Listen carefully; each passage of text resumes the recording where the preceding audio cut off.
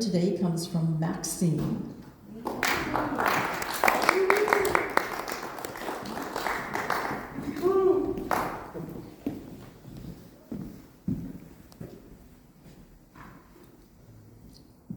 Hello, intimate friends.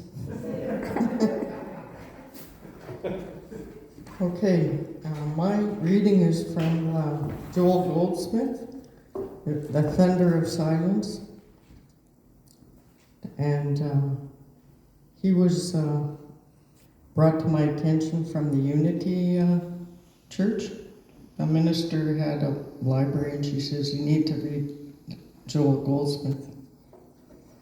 He was a creator of the Infinite Way, another branch of the New Thought movement.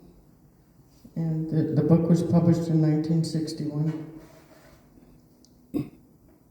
And by the way, the Infinite Way is, it started with just group meetings in homes. And when I say he, I mean she too. That's implied with this reading. He writes in the introduction, the purpose of this book is not to put you in bondage to any person or organization. Rather, its purpose is to set you free from man, free to unite with all those who are seeking the spiritual way,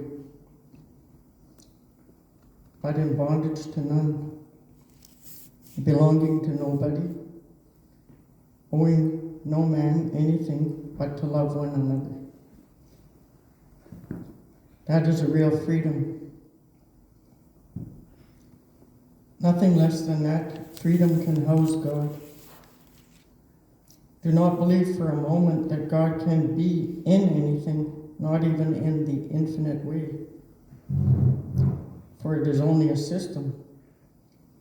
The only way to know God is to be free, mentally and spiritually free. And my interpret of that is like a blank slate, like a witness of what's going on. And continues, where the Spirit of the Lord is, there is liberty. That is where the real freedom is, where strength is. The only strength there is in union with God, and that is an infinity of strength.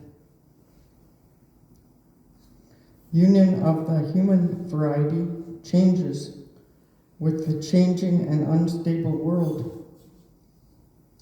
If we have learned nothing else through these centuries of wars, i.e. Trump and all his wars, we have learned how fleeting is power. In all the covenants that have been made, all the treaties and other international agreements, there has been no lasting strength.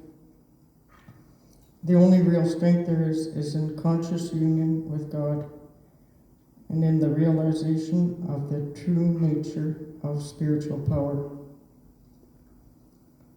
When we have that realization, one with God becomes a majority. So we're very small here, but we still have power.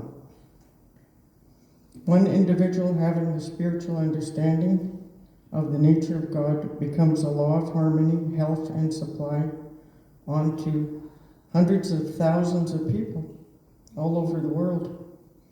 I just remember what Reverend Ann said, like, to follow up on this. She said, like, if people meditate or contemplate, it'll raise consciousness of the general population, and there'll be less disruption and havoc in the general population, just with a small remnant that are doing that.